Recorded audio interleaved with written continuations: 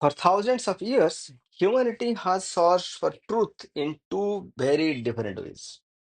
One path looked inward toward meaning, purpose, and destiny. The other looked outward towards evidence, patterns, and laws. One came to be called religion, the other called science. And history tells us that these two ways of seeing reality has never fully agreed. But this conflict didn't always exist. In the earliest civilizations, religion and science were one.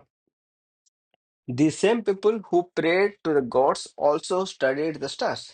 Priests were astronomers, temples were observatories, the sky was sacred and carefully measured. Knowledge was not des- Knowledge was not separate from faith, it was divine. Religion emerged to answer the deepest human questions. Why are we here? Why? Who created the world? What is the right and wrong? What happens after death?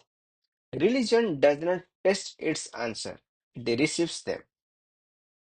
Through revelation, scripture, and tradition, religion claims access to ultimate truth.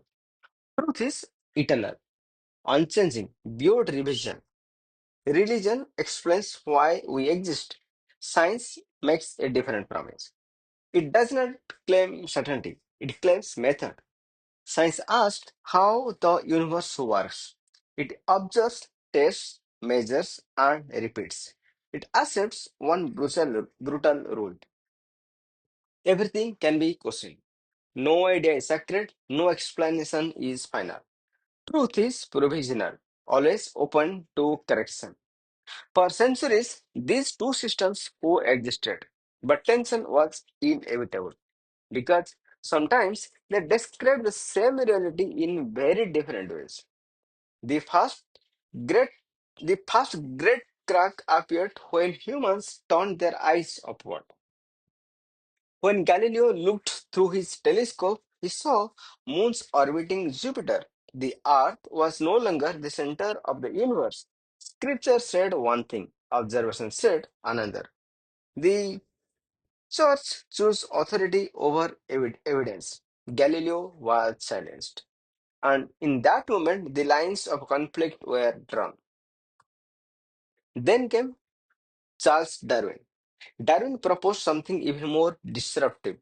Life was not created instantly, it evolved.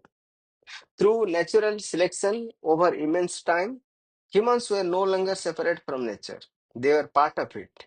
This shook the foundation of religious belief. Creation stories trembled. For a religion, evolution was not just a theory, it was it was an existential threat. The conflict defined around miracles. Religion allows the supernatural, science does not. Science assumes the universe follows consistent laws. A single true miracle breaks that consistency. If miracles are real, science collapses. If they are not, faith trembles. The two systems could not both be fully right on the same ground.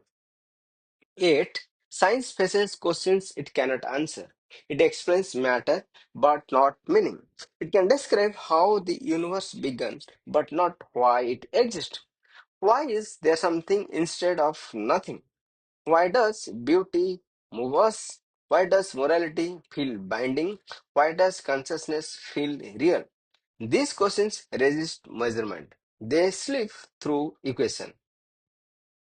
Religion, however, has its own weakness. When belief refuses questioning, it is stagnates.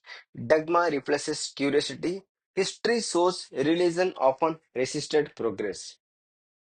It censored ideas, silenced dissent, protect authority over truth. When belief becomes power, truth suffers. Science has limits too. It can explain origins, but not purpose. It can describe life, but not why it matters. Without meaning, knowledge can feel empty. A universe explained but unloved. A universe explained but unloved lives humanly adrift. Truth without purpose can feel just as dangerous as belief without evidence. So, so, are religion and science truly enemies, or are they asking different questions?